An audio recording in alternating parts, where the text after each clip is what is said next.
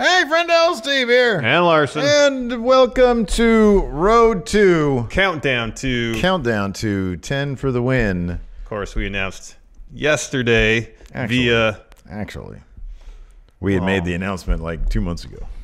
Yeah, like a month and a half ago. Anyways, but yesterday we had a press conference. We made it official. Yeah. We had a press conference. Oh, the legions of press came in. I mean, we couldn't contain them all in the back office back there. Yeah. They were in the hallway, down the stairwell, out in the vestibule. Hey, when you put this together, maybe add some murmuring. Don't worry, it's in the works. Don't worry about it. I got this under control. Add some audio. So, 10 for the win. You can see on the little verbiage on the bottom here. Coming back tomorrow. We kind of got our start. We made our names in this YouTube business. Yeah. Doing the countdown stuff, namely 10 for the win. We've done other countdown stuff here, wrestling theme stuff on this channel here, but we thought 10 for the win's kind of our thing. Let's rebranded that. Look to our past to see what the future holds. I think the idea to bring it back. So what we're gonna do in this little thing is, talk about, we're gonna reminisce. Yeah, no, I mean, like I know we talked to a lot of friendos who said they found out about us through 10 for the win and Machinima stuff. Yeah. But that's I'm sure there's a lot of friendos out there who have no idea what we did before going in Raw. So it's be a refresh. Yeah. On primer on how we kind of got our start doing YouTube stuff. Kind of why we decided to bring it back. Yeah. And then hopefully set the plate for tomorrow, first episode. Let's start with the why are we bringing it back. I think it sort of first entered into my mind when Machinima deleted all the videos off their channel. Mm-hmm. Like, that's still crazy. To me, that is still absolutely crazy. And I don't get me wrong, I understand the legal reasons behind it, and that is simply the issue when, especially, YouTube has often been referred to, or I remember back in the Machinima days, especially, was referred to as kind of the Wild West. You got that right.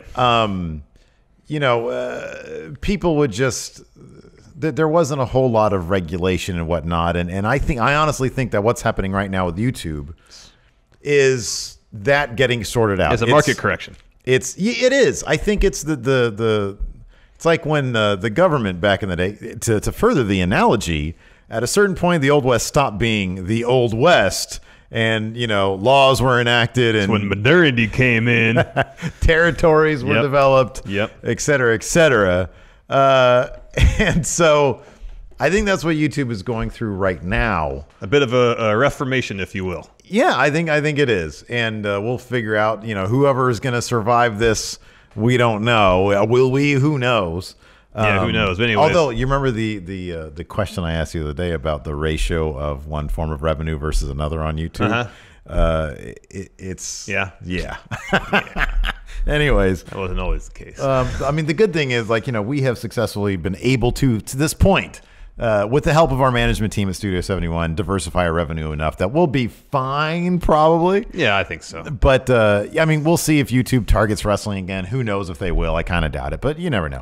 But anyways, it seems like they got some other problems they got to worry about first. Yeah, seemingly.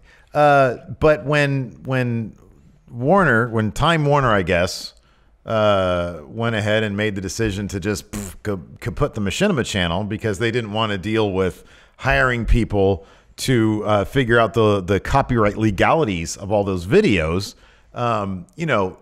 hundreds of thousands of hours, maybe at least thousands of hours. There's a lot of videos up there, man, of content that made people about grew up on. 1,000 pieces of content, I want to say, for Machinima, between Machinima, Machinima ETC, the various shows that we did, most of which had been canceled. Yeah, right. If you take into account just things we may have edited, did voiceover for, it's probably well over 1,000. And it is totally a shame to be able to. And it's funny because a lot of our people that we used to work with at Machinima, they've all echoed this sentiment on Twitter. It's like, man, how am I supposed to reference what I professionally did in the past?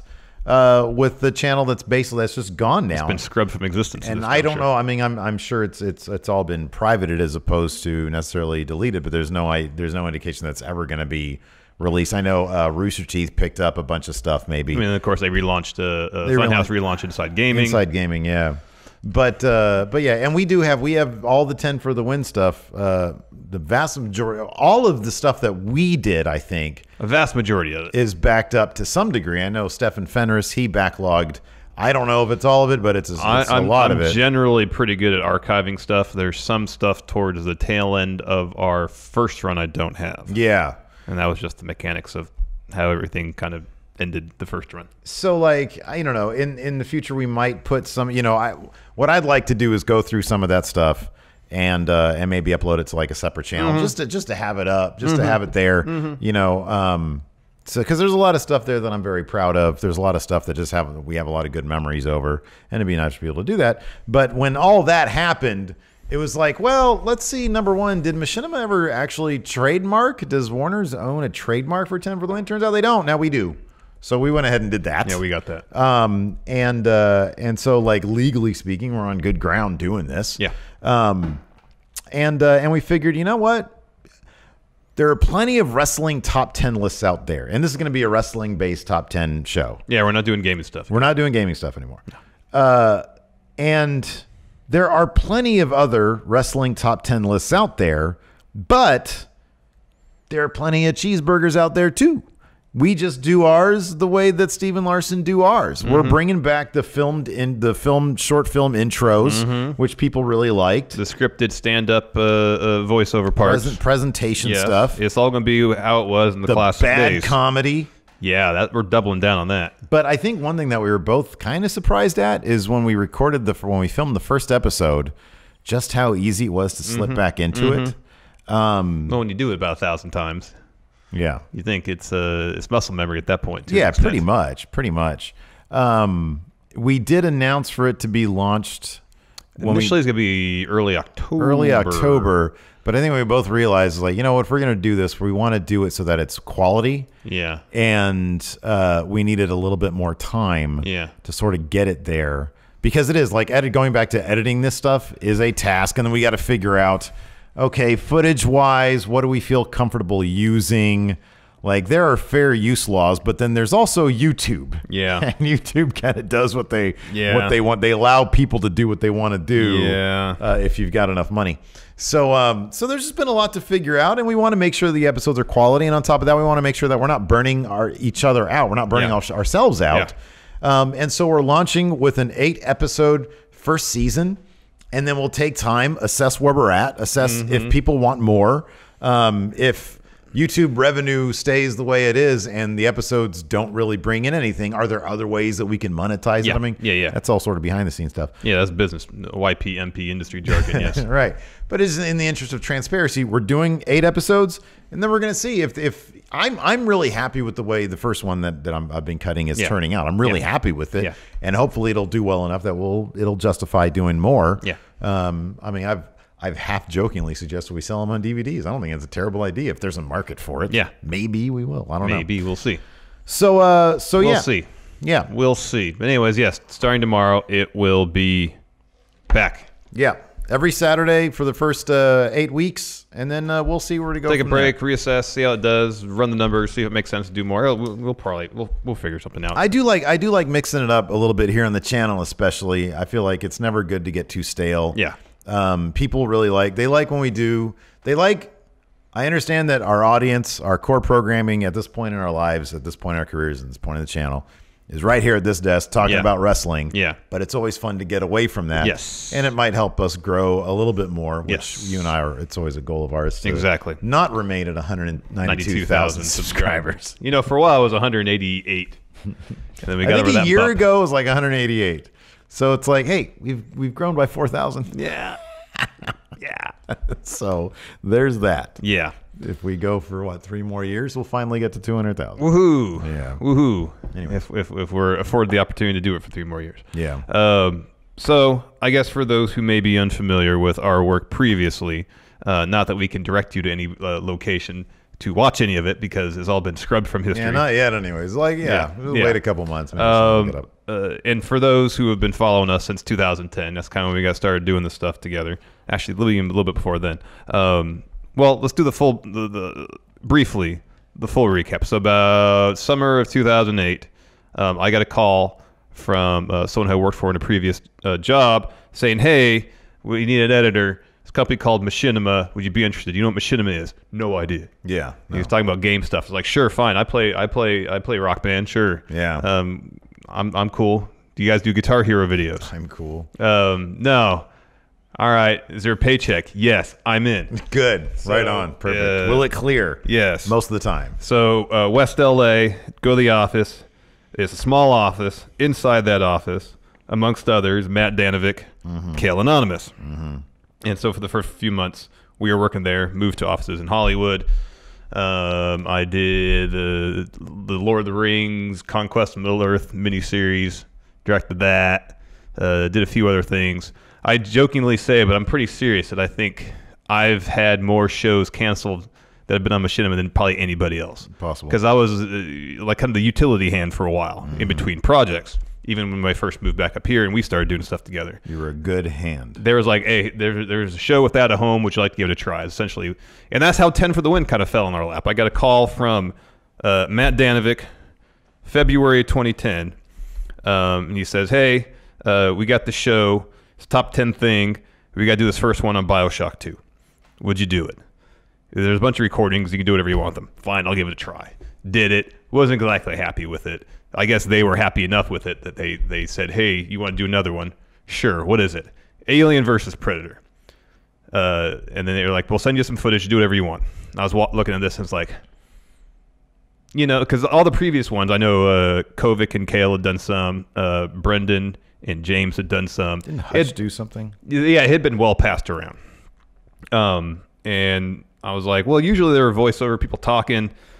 At that point, that wasn't something I was terribly comfortable with. Yeah. And if you've seen that particular episode, you can tell that I wasn't terribly comfortable doing voiceover stuff. It wasn't my thing. Things have changed a lot. Yeah.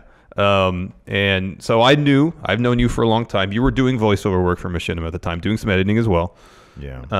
Yeah, I remember it was July of 2009. Because I was about to move back here. I was driving from Sacramento to San Diego to do Comic-Con because I was still publishing comic books. And that was the last year that I did it. And you called me while I was driving. And you're like, hey, are you, I forget if you asked, like, I don't know if you knew I was on my way down. Yeah, I think so. But you're like, hey, you want to stop through my office here real quick and do a voiceover? And I was like, yeah, sure. Why not? It'd be fun to see you. And so I met Kale. And I remember, like, you guys had a really tiny, it was like a really small office space. And yeah, I don't even remember what that first voiceover It was for game preview because I was piloting that. Okay. I did the graphics for it. I remember you kept on telling me to do more energy, yeah, but not be louder. Yeah. It's a very George Lucas type of direction there, huh? More energy, but not louder. And so everybody, the powers that be, liked your voice enough, so they said, all right, we'll have this guy. Because I think they wanted, at that time, it was pretty much Kale voicing everything. Oh, yeah. He did a lot of it, at least. Yeah. And so they were looking for some new voices. And with me moving back up here from Los Angeles, they probably thought, oh, I'd probably behoove Larson be in a situation where he have his own voiceover guy, and he's handy, he's there. Yeah. You know, and that's how it worked out. And so early on, yeah, it was game preview, hands-on, a lot of these gameplay preview type shows. I think the first game preview voiceover I did was the Halo 3 one, the ODST one. Is that the first one? I remember the first one. I remember. First one was on Uncharted 3. Oh, okay. Maybe that was it then. I believe it was the first one that was kind of the pilot. Maybe episode. ODST just stood out for me because we were both laughing a lot during The Rookie. The Rookie. And so that was kind of our early days with Machinima. All these various shows. I was up here. They were just sending me stuff as it came across their table. The cool thing was they started sending you so much stuff that eventually you started handing over the editing to me as well. Yeah. Which was more money. Yeah. That was cool. That was neat because it was like I had moved back to like help out my family with some stuff to Sacramento from LA, and like about a year before you ended up moving back. And so I was jobless, but I had almost lined up. I was on the verge of lining up a gig with the Kings for that upcoming season, which would be kicking off in the fall. And so I went from having like no jobs and no real prospects to having like steady work from Machinima and then I actually got a paycheck from the Kings, and it was all like kind of low paying stuff. I wasn't like making a bounty or anything, but like for getting my foot in the door, it was like, oh, I'm doing okay now. I'm doing okay. So that was neat. So anyways, yes, February 2010, get the call from Matt Danovic. He asked if I want to do it. Sure. And then the second episode, Alien versus Predator, which would be our debut as a duo. Yeah. You know, we had no expectations. At least I didn't. Hell, for the first 3 years, I had no expectations. I was under the assumption that any day the plug could be pulled on it. Honestly, still kind of feel that way to a certain extent. Like at any point, the rug could be pulled out from under us, and I'd go back to looking for a real job. Well, when you work in, I mean, honestly, when you work in YouTube, when you work in the YouTube space or the digital media space, things move very quickly. Things can be very sudden. We've been fortunate enough to have built a community that has supported us. Yeah. And that's something that magic can't necessarily suddenly be taken away. True. Unless like one of us decides to murder something. Then, you know, I mean, then the community would flock to the other one who did not murder anybody. And then you'd be in good shape because then you have the extra sympathy vote there. Oh my God, this guy murders, and now he's left out on his own. I was working with murder and I had no idea. Yeah, exactly. Turns out he's a murderer. That's a good story. I survived a murder, you know. Yeah. And my podcast co-host was a murderer. Yeah, but that's the Dateline episode. It's funny because like I never thought Machinima. Once we like sort of got started and you saw like Machinima was making a very, very good name for itself. Oh man, in 2010, 2011, I think they were like right behind Vivo. Yeah. In terms of view numbers. Yeah.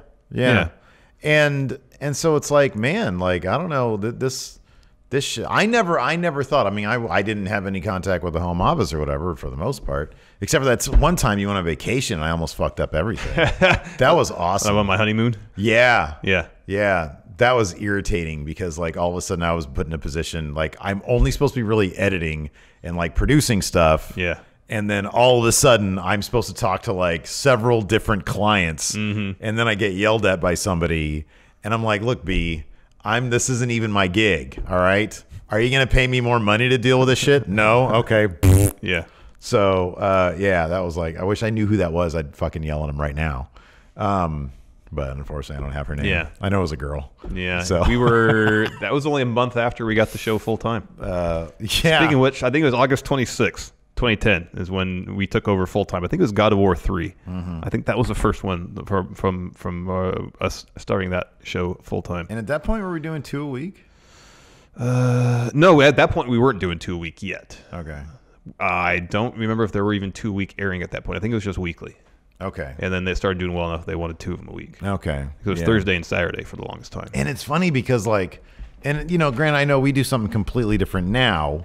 And YouTube is just a little bit different now. Numbers seem to be down like all over well, I don't know. I can't really say that. Like you look at some channels and they do still pretty well. But I remember back then, like, man, we were sort of the shit when it came to top 10 stuff. It was like us and then like a Screw Attack. They did a top 10 thing. And I know there were others, but it's like the numbers were just insane. It was like, it was the baseline for us was within like, I remember one would get released in the morning. And then by the time I'd go to bed, it was kind of at the point where it was expected to be 100,000 by that time. You know, it was like, or 100,000 for 24 hours. Yeah, 100,000 was kind of the baseline. For like, but in the first 24 hours. And then it's like, okay, well, if it does significantly better than that, I know this is going to take off. Yeah. Because like our highest viewed episode was like 7 million or something. Something like that. It was something huge. Yeah, it was something outrageous.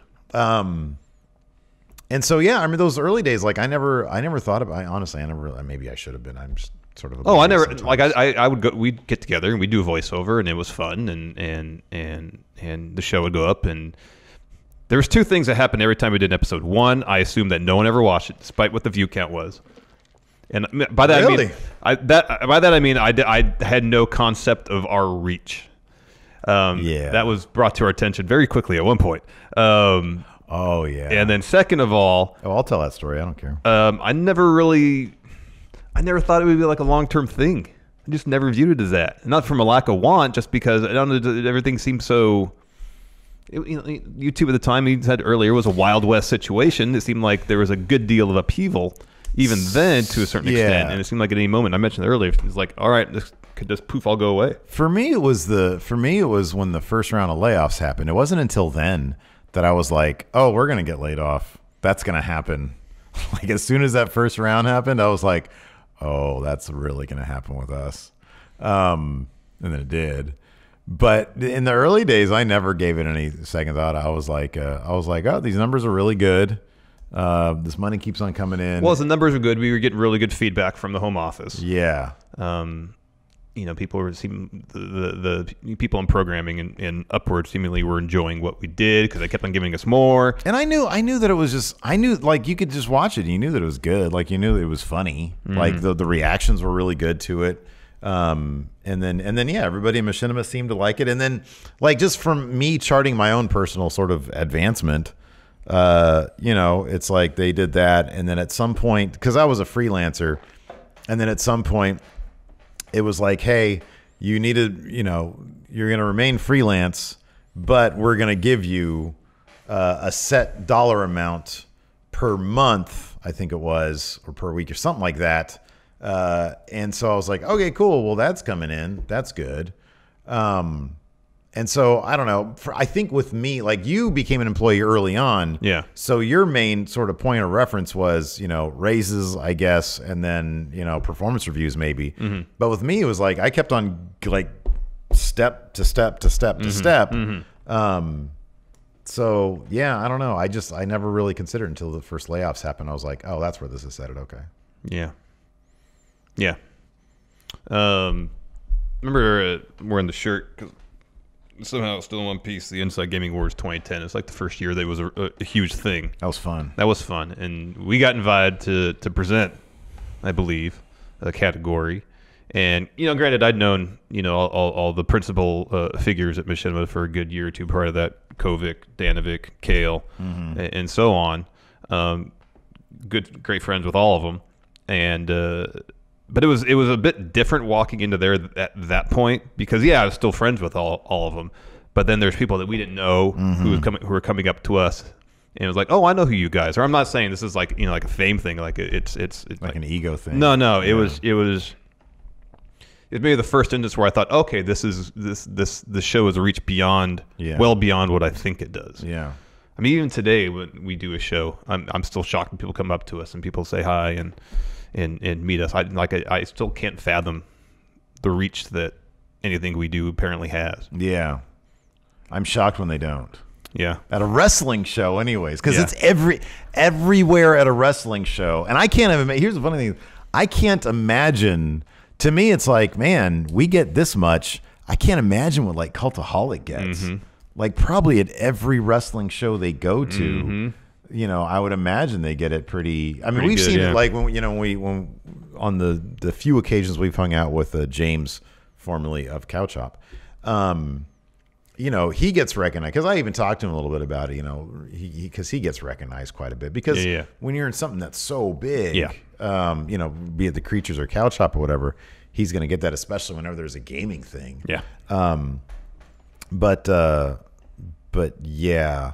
I remember doing I remember when the filmed intros thing started. I remember like the first time we were on camera. Mm-hmm. Yeah, the early ones were all voiceover. The early ones were all voiceover, but we did one about the PlayStation Network going down. Yeah. And I think that was, we did that all, it was an all exclusively live action all one. Skits, yeah. It was all skits. And that's when I think it was like one of the first times we were on camera. And then I think it was shortly after that, we're like, hey, you know what? Because it was just like 10 for the win. I think one of the reasons why it worked so well is because it was a creative outlet that when somebody is able to put out something that is like their thing, like we do these little filmed intros because we find them fun and they're creatively fulfilling. People are going to respond to that. Yeah. That's what whenever anybody asks me, hey, I want to start a YouTube channel. What should I do? Well, do what you want to do. Yeah. And maybe you'll find an audience for it. Yeah. Maybe there'll be a lot of people. I don't know. Maybe there'll be nobody. Yeah. I think what it was, it started out exclusively voiceover, and then we started doing on-camera intros to the episodes. Were those couch intros before the yeah. filmed intros? Yeah. Okay. And then we started doing the skits, the little shorts beforehand.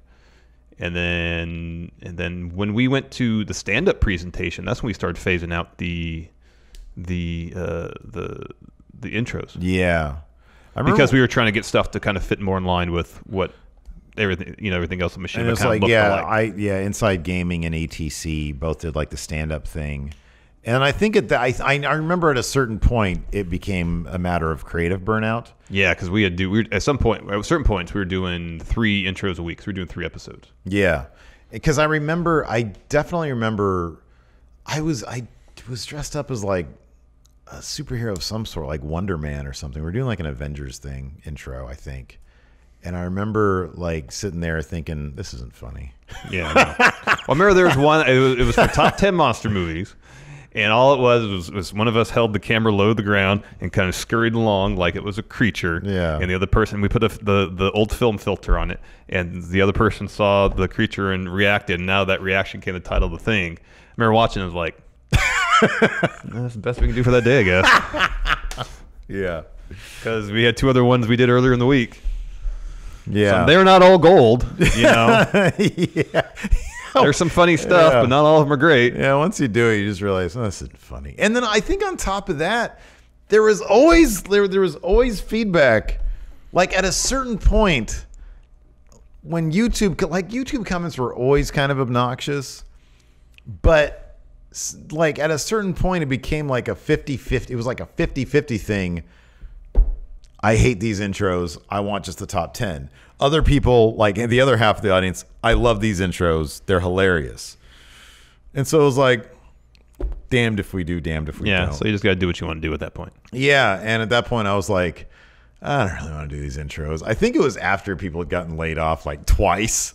And I was like, we got to adapt or something. Yeah. We got to figure something out. Yeah. So, yeah. Yeah, it was probably... I remember when the original regime at Machinima got ousted. I can't remember what year that was. Late 2013, sometime in 2014. Mm-hmm. Yeah, that's when... Like when Danovic got laid off. Was that? Yeah, I think so. Was he with the first group? I think so. He was one of the first groups. Yeah, because they started laying people off. Yeah. Mm-hmm. That was a rough period. But 2014 was also, in terms of views, the best year we had. Yeah. And I think our last quarter, I remember every quarter I'd sit and do the math. I'd add them all up and divide how many episodes. I think our last quarter, so Q4 2014, I think we were averaging like 240,000 views an episode. Yeah. Yeah. On average. Yeah. And then we had the other show, the one like what you don't know about something. Remember that one we did on Halo and Machinima itself. Yeah. And that was doing really well. Yeah, that did pretty good. And then we got that call. February, was it 21st, 2015? Mm-hmm. Yeah, it was 20 something. Yeah. Where we get an email saying, "Hey, we call for you guys at end of the day on a Friday." Yeah. And I was trying to send an episode. I think the things you don't know about Machinima. No, it was the Oscar one. It was the Oscar one because right before the Oscars, I was trying to turn that in, and I was like, "Oh, I can't sign into this thing. Oh, damn. That's the worst. Oh, damn." Yeah. And so I contact my person there. I was like, "Hey, I'm going to get this to you some other way. Work that out." And it was around that time we had that phone call, and I was like, so we hang up off the phone call and we're texting. I'm like, do I really still have to turn this video in? I was like, it's done. I worked hard on it. Yeah. Sure, people can see it. Sure, I'll just turn it in. Yeah. Yeah. That was fucked up. Again, like it was the kind of thing where, so like in my heart, I knew that was. I think my thing was when when the guys from Funhouse left. Mm-hmm. I was thinking to myself, all right, this can go one of two ways. Either they're going to try to rely on us for a bit more, or... Instead, both those things happen. Yeah, I know. Or we're going to get laid off. This is like... Because here's the thing, like, there had been, I think, leading up even to that, sort of like a ramping down of in-house production. Yeah, there always seemed to be like a war between, or a war of philosophies within Machinima of, do we go all in on in-house production? Do we want to be a production house or an MCN? Yeah, right. And there was that constant battle between the two, and of course, it was largely down to dollar and cents. But even if you go back further, it was when the emphasis was squarely on production house. Yeah. Even then, it took a while for a general philosophy to set in what the focus was going to be. But I remember we had some call or some email from somebody saying that, like, the show. I remember early on, I remember one of the managers there saying, you guys are the most profitable show we have, or the second most profitable show we have behind Inside Gamer, something like that. And then, like, our view numbers were like through the roof, and somehow somebody told us that, like, we weren't profitable. And I was like, how the fuck does that happen? Like, I get that the CPMs change and times change, but I'm like, we're averaging 250,000 views per episode. How are you not finding a different way to monetize that? That's insane to me. And then we got laid off, and the reason given was we were not monetizable. And this is before the demonetization of YouTube. This is before that. CPMs way before that. Yeah. CPMs were still pretty damn good. Yeah. And they couldn't figure out. I remember being kind of pissed off because like that press release was sent out or whatever, and they said, yeah, it was like placing the onus on us. And I'm like, you fuckers, we were giving you the numbers. Yeah. Like, you couldn't figure out your job. Don't put that on us. Yeah.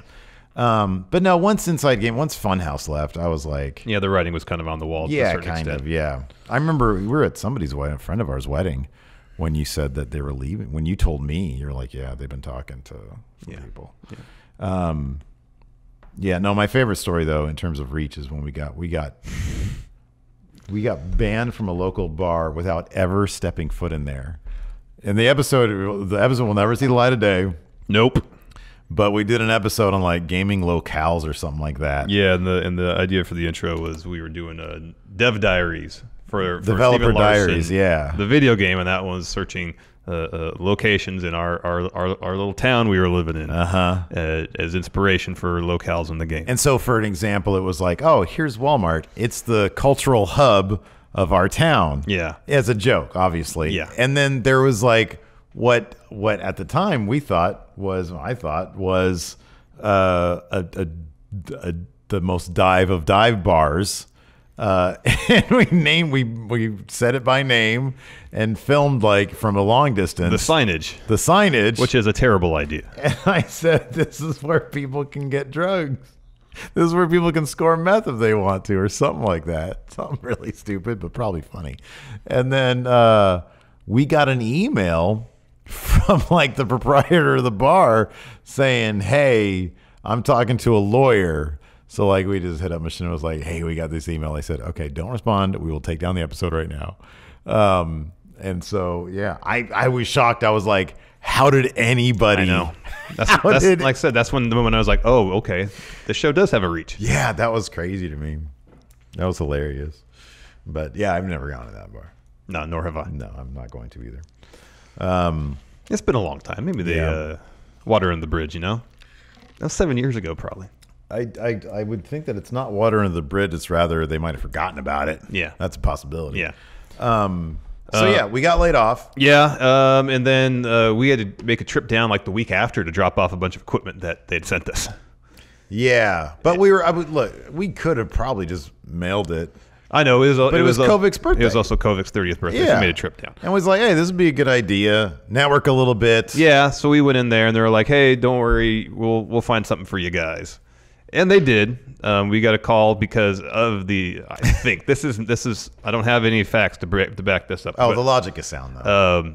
Of course, Inside Gaming, they had their podcast. Yeah, that did great numbers. Yeah, and I'm sure it had ad reads in it, and I'm sure they sold ad reads into the future. Yeah.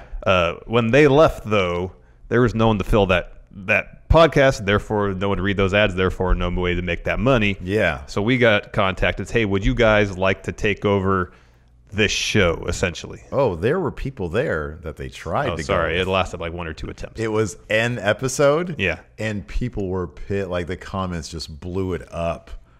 He blew it up. So then, yeah, they contacted us and said, hey, do you guys want to come back to do freelance work? Yeah. And do a podcast. And our thing was, well, yeah, but like we're gonna ask for a shit ton of money because we don't have jobs, and we really don't want to do this. I think we knew the situation too, and we knew the situation. We understood the situation. But yeah, we named the price that we thought they'd probably say no to. Yeah, right.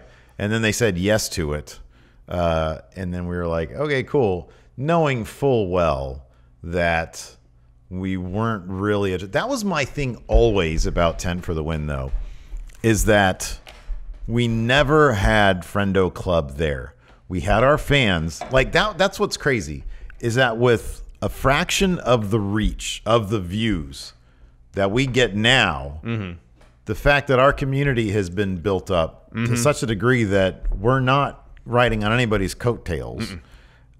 There, it was like 10 for the Win. Yeah, people liked it, but we hadn't really established ourselves as like a premier thing. Yeah, I remember we were doing 10 for the Win live. That was a blast. Yeah, it was fun. We would do good numbers if we followed Inside Gaming. If we followed Inside Gaming. If we didn't, we maybe get like a couple hundred people. Right, yeah. As opposed to 1,000 and up if we followed Inside Gaming. Yeah, yeah. And so I mean, that was my thing back then. It was like, man, do we really have like an audience? And I mean, luckily we did have, you know, when we got laid off and we got the podcast, that really did it gave us some breathing room in terms of, okay, it gives us some time to figure out what do we want to do. Well, it was that, and then shortly after that, they're like, hey, we'll bring back 10 for the Win. Yeah, because the podcast, I knew the podcast wasn't going to do very well. Oh, yeah, no. Because it wasn't like Inside Games. So I was like, okay, well, this will at least give us a couple months for as long as these ads are going to be running. And then I think fortuitously, because it didn't do well, we still were required to do make goods. So that just extended the length of the podcast. And then towards the tail end of the podcast being a thing, it was, hey, do you want to bring back 10 for the Win? But the thing was, they never promoted anything. That's one thing about Machinima during like the good years, was that whenever they had a new initiative, they would always promote it on the other channels, on the other shows. Oh man, yeah, they generally have a post roll. They would have a post roll for whatever big thing they wanted to promote. And when it was like, hey, you know, we got laid off. And so, of course, you know, when, for example, Inside Gaming left, then this happens whenever a talent leaves a channel. People unsubscribe. Fans of that will unsubscribe to sort of show their disappointment. Protest. Yeah, to protest. So we got laid off, and then like they very half-heartedly brought us back, like for the podcast, but didn't say a fucking word about it. They didn't advertise any of it. They weren't like, "Hey, you guys are coming back" or anything, or like, "Hey, let's develop a strategy where we can make a big deal about it." It was just like, "Oh, hey, let's do this podcast real quick." And then yeah, let's start doing 10 for the Wins again. But again, there was no like advertising of it. There was no like, hey, look, we're bringing it back. And so by that time, it was like the people who were fans of ours, they had left, and they hadn't necessarily followed us to like our own thing, because our own thing was kind of half-hearted in the first place. Like we just didn't know. It's like, you know, do we keep doing gaming? We're not really into it. You know, like we were going to try to do that, but it didn't really click. Yeah, it didn't. We tried it for about a year. Well, we tried it, but I still maintain that we didn't try it to the degree that like we probably should. But you know, if our hearts weren't into it, then I don't think we would have tried it to the extent that we needed to potentially make it successful. Yeah. So at least speaking for myself, my heart was not into it. No, I know. So then we decided we were like, well, this is all like 10 for the Win is not really doing great in terms of like rebooted 10 for the Win. It didn't do as well as the initial run, but it did well enough it did well enough. You know, it wasn't getting 200,000 views anymore, but nothing on Machinima at that point was getting 200,000 views that was done in-house. It was maybe topping at 100, barring the occasional episode that would kind of blow up in relative terms. Yeah. But it was doing all right enough. And we did it for almost from when we got laid off in early 2015. It wasn't until the beginning of 2017 that we said goodbye completely. to Machinima. So what was it like? About 6 months in between getting laid off and then bringing it back. Roughly, probably. Was it 6 months? Okay, it was pretty quick. The podcast came about pretty quick. Were we doing 2 episodes a week or 1 episode a week? I don't remember. I think just one. Yeah. Anyways, by the end, it was like not. It sort of fizzled out. Although it's funny, the last episode, it was like over 100,000 views.